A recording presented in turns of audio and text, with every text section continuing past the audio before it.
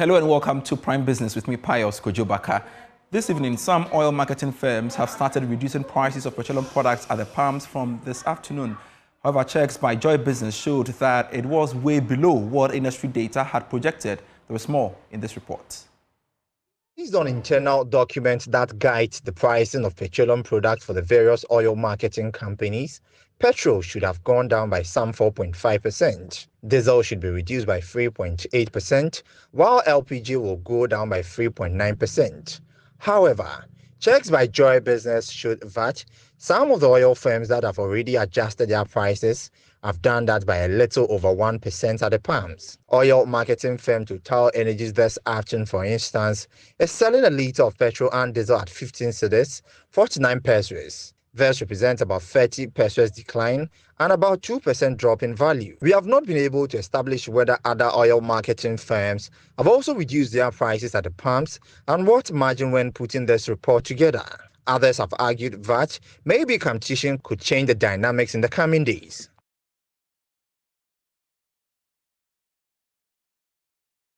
Meanwhile, the Chamber of Petroleum Consumers Ghana (COPEC) has described as discouraging the rate of reduction of petroleum products at the pumps by some oil marketing companies. Duncan Amwa is the Executive Secretary of COPEC. It's positive for the consumer. It's useful. It's something that would give some respite to our pockets. Unfortunately, what is projected and what has been delivered at the pumps as we speak, there's quite a bit of, a variance. For petrol that one would have expected to come below 15 Ghana cedis. The bigger OMCs, two of them whose prices I have seen, are still doing above 15.4. That is not that, welcoming or significant. The pricing review notification I just received from one of the larger OMCs is equally not that encouraging.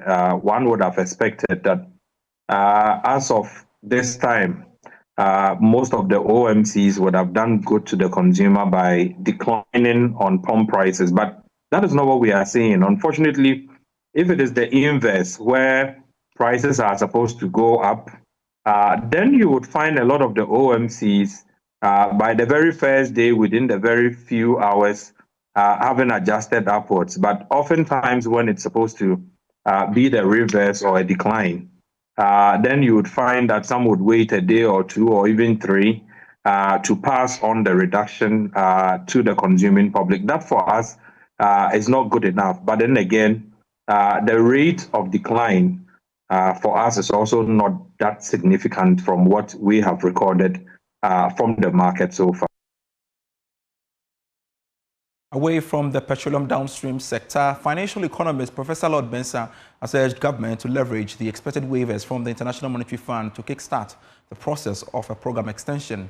According to him, despite Ghana missing out on the IMF program targets for last year, the expected waivers should bring some relief to the country in meeting the new targets. Speaking to Joy Business, Professor Mensah advised government to work at reviewing some of the indicators.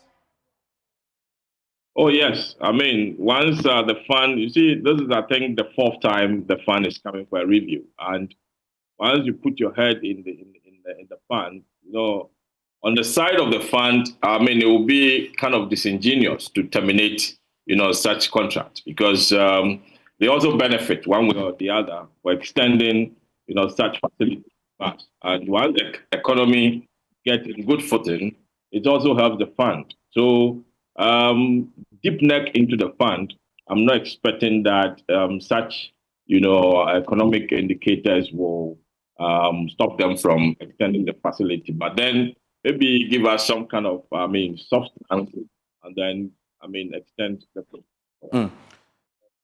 We should look at some of the indicators and then, give the IMF certain target and see how we can get those targets in the next few years, 1 year or two.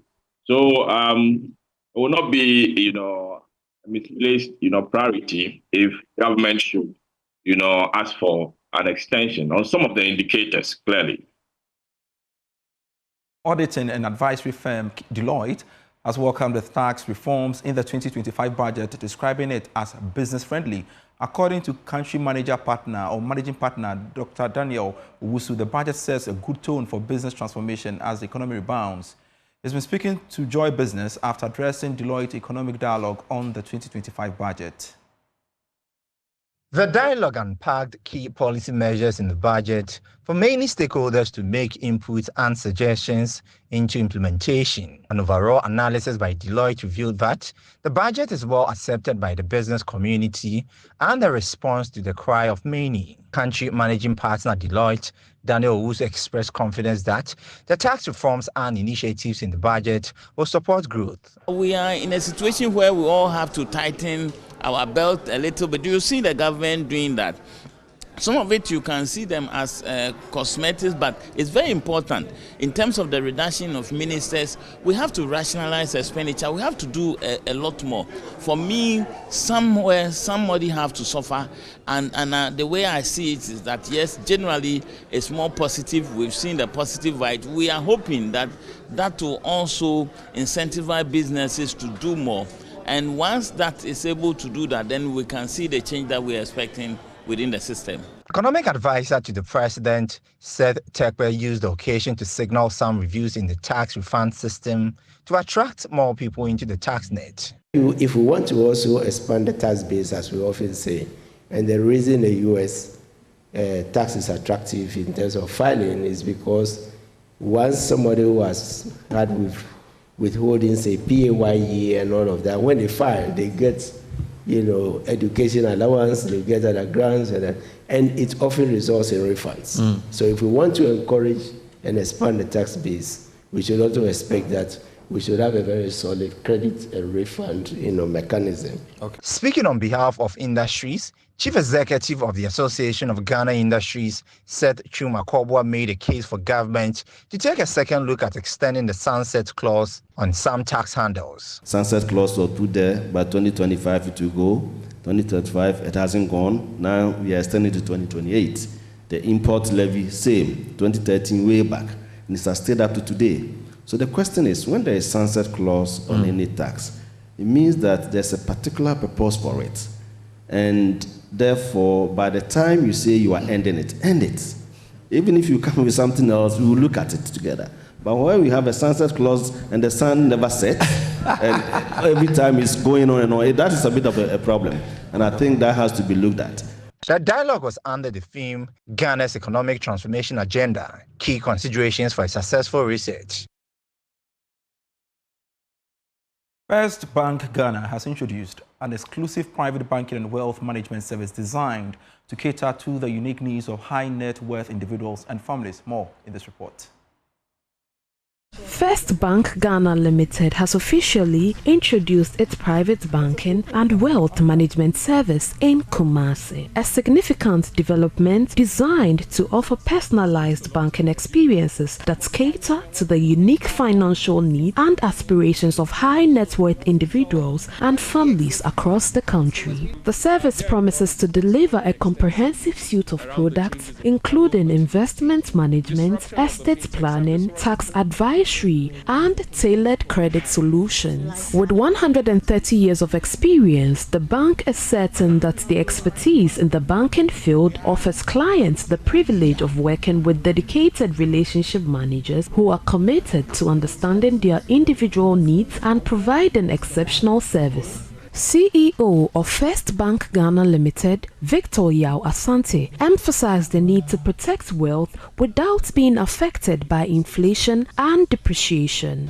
The two key things that may affect wealth quickly are inflation and depreciation. So it means that you must always make sure you are investing in instruments and in products that protect your money or the value of your money. For example, if you have 100 cedis and you do nothing with it, at the end of the year, if the inflation or the depreciation is 30%, this is what you means you lose 30% value. But if you invest in something that gives you at least a 30%, it means you preserve value. So the idea is first to make sure you don't lose value, and secondly to make sure you get actually a very good return on it. Idowu Thompson, Global Head and Group Executive Private Banking and Wealth Management for First Bank Nigeria, highlighted the continuous change in the economic landscape and assured they will adapt to new strategies that protect the wealth of their target audience. Well, with a change in the economic landscape, I want to advise that yes, we're going through a period of change. Change isn't always bad. Challenges doesn't mean that it's an end in itself. We will continue to engage all opportunities. He further explained that even though the initiative targeted high net worth individuals, it is all inclusive for anyone who sees the need to manage their finances. Yes, we're speaking to private wealth, but it's also a lot more inclusive these days. So it's not just something that's for the super affluent or a very high value people. Everybody wants to know how they can better organize their finances so that they can live their best lives. The head of the Private Banking and Wealth Management, Catherine Eka, assured as more individuals seek personalized financial services, the bank is poised to meet personal demands and goals of clients. Depending on what their goals and their financial plans are, you tailor-make a solution for them. So for some clients, it's about, making sure that you're safeguarding their wealth for the future generations. So how do you set up a portfolio that allows them to do that, to achieve their goals? For Prime Business, I am Pius Kujobaka. Daniel Cranton is next with Prime Sports.